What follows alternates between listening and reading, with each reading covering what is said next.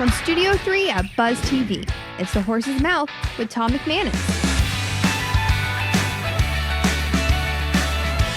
All right, time once again for The Horse's Mouth here at Tommy Mac's back at the bar. We are talking business right here in the city of Jacksonville. Of course, The Horse's Mouth brought to you by our friends at Synovus Bank. We got some friends for us right here at the bar. Ameera Sayeed, how are you from the Rains app? Great to have you. Thank you for having me. me. How you doing? Lisa Almeida, been back how many times? Didn't I just see you? You did. I think I did too. Yes, of course, from the Freedom Boat Club, and Bob Morris from Attic Sports World. Bob, how are you? Good.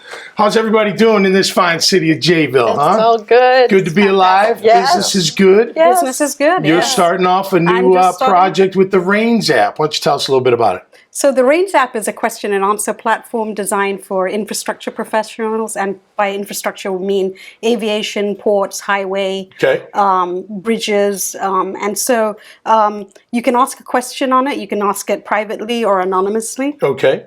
And the responses are from certified infrastructure professionals. Okay, interesting. So we're guaranteeing that the response is not just going to be an opinion, it's going to be an opinion from a certified industry leader. Like a teledoc for infrastructure, You're right? Or a absolutely Slack right. for infrastructure type thing. Yeah, that's cool. Jet Council is one that is out there for lawyers, and then you've got for doctors as well. Yeah. Infrastructure is a huge industry. It's trillions of dollars globally. An average we spend about $2.7 trillion. So this is a really important platform where we're trying to converge all the infrastructure professionals and the think tanks into one platform to ask, communicate, connect, collaborate. Streamline it, right? Absolutely. Reduce those project costs. Cool. When you just launched recently, right? We just launched in January. We're trying to increase our user base. So download the app and ask questions. I love entrepreneurs, and you, my friend, have been one for how long now? What did you say? 2009. Yesterday? But your first boat you had in '79? I bought my first boat when I was 22 years old. No kidding. Yeah. And you grew up on the water. Your parents were professional water skiers. They were professional water skiers, and my mom was like, well, we couldn't quit practicing because you were born. Right. So 6 weeks after I was born, literally, I was in the boat, and I've been in the boat ever since. That's great. Yeah, my dad made, they didn't have things back then. It was a few years ago. And he actually made a container that would float in case I fell out, and they would stick me up underneath the bow of the boat and practice.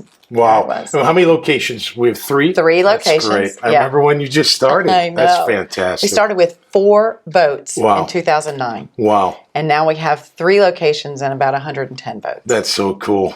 And Bob, you're just the CEO of a big company running things, huh? With Addicts? Oh, yeah. How's everything going? Yeah, good. Great Atlantic Outfitters, you probably know us as. Oh, yeah. We've been serving Jacksonville since 1994. Yeah. And we've just teamed up with Addicts, which is a company out of Michigan. Yeah. And the cool thing that we're now going to offer that we've never done before is sports uniforms. Okay. So we're really excited to break into that market. I think there's some potential there, and so that's what we're doing. You guys had to make changes with the supply chain issues, didn't you? I was talking to Steve off the air, but you had to make some pretty big changes to combat all that. Yeah, we basically purchase blank goods and decorate them, do hats, things like this. Yep. Screen printing and embroidery, what our business has been, for almost 30 years. Yeah. What Steve does is actually manufacture. So he's taking a white fabric, dyeing it with the logos, cutting, sewing. Right. So to me, it's very fascinating, very exciting, because, we're like, we spoke earlier when we did the Suck It Up thing years ago. That's right. Join the movement. Yeah, we're doing like thousands of shirts at a time. So for us to stop the press to just do one custom uniform is impossible.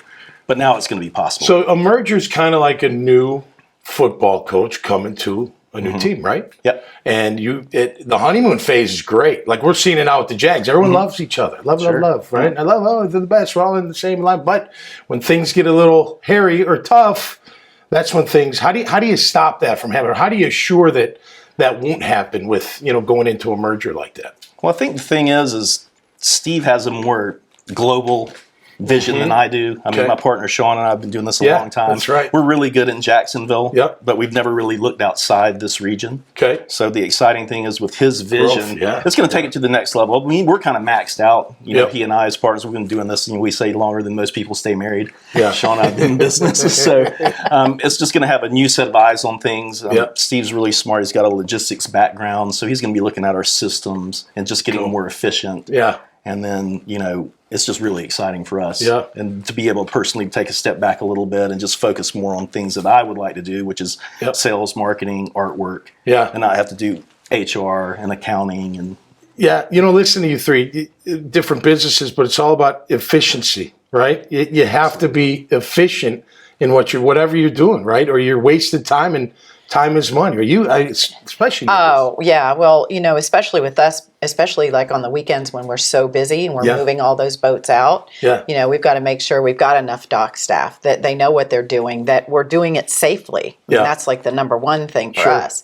But we're getting those people efficiently on the boat and out, and then making sure that, we're running. You don't want to have too many people on the dock. You want to have enough, and then all the background work. So, yeah, it's a lot about. How about being the gas efficient. prices? Have they been? Yeah, so it's. Would you just factor it into the number then? So everybody pays for their own fuel. Okay. So I think that people are gonna. I mean, really, for most of our members, because we run all 4-stroke engines, which I don't know if you're familiar with that. Yeah, sure. But they're incredibly fuel efficient. Okay. So it's probably going to be like $10, $15, maybe $20 more than what they paid last summer. Okay. So yes, that's something to think about, but it's not going to be. But not catastrophic. Right, like not that. catastrophic. Yeah. And how about with the Range app? Like, marketing has got to be, like, you got to get the word out, right? You got to get people to try the app and see the app. And now that the app's complete, but is it ever really truly complete? There's always bugs, or there's always like an update or an upgrade you want to do, right? But, Absolutely. But the app's ready to go, and now the app's ready, and yes, absolutely marketing. I mean, we talk about logistics. We're talking about your boat's got to get out there, and when you think about is the needed infrastructure there, and a lot of the questions on the app itself are about that. You had the trucking strike affected. Canada started off first, and then you've got in DC. So a lot of questions are pertaining to that. I'm sure it affected all of us one way or another. Right. One of the folks asked about the bridge conditions for boating and things like that.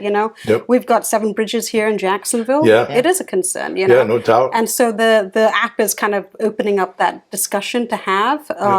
You can do it on other platforms, but where would you get all the professionals to come all in one? Right. And the features on that are always evolving, like you said. It's always about creating a good user experience so that the problem solving becomes efficient. Yeah. So do you mind if I ask you, what would be a question someone would ask about one of the bridges? Because that's interesting to me. Right now, with so many bridges being under the infrastructure bill, the major concern, I think, is the safety of those bridges, and if it can take the capacity of the vehicular traffic it was designed for. We don't have enough funding, and so the app has a funding tab, a financing tab, because those who are involved in financing, bonding, bankers can then provide that necessary sources. Like we recently interviewed Build America program that basically is a loan agency.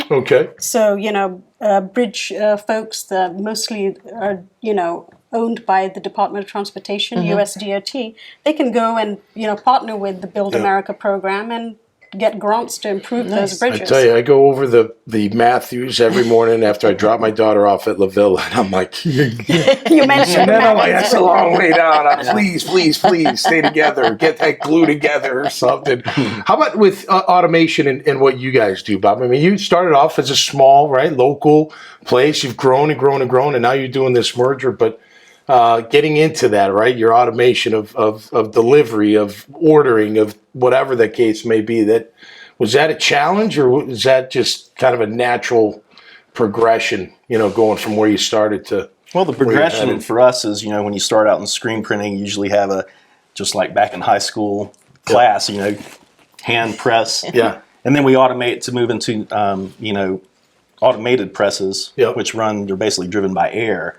So it goes to, our presses, we budget for, 300 to 500 units per hour. We've got 3 of those. We can, in theory, do 1,500 shirts an hour. Wow. If you crank them up, they could do 600 an hour. So you're looking at a pretty big deal. And, back to, not to bring you and I back into the conversation, but the Conley brothers had Zion Rootswear going back in the day. They were licensed with the Marley family to do a lot of T-shirts and apparel, and we were one of their main printers.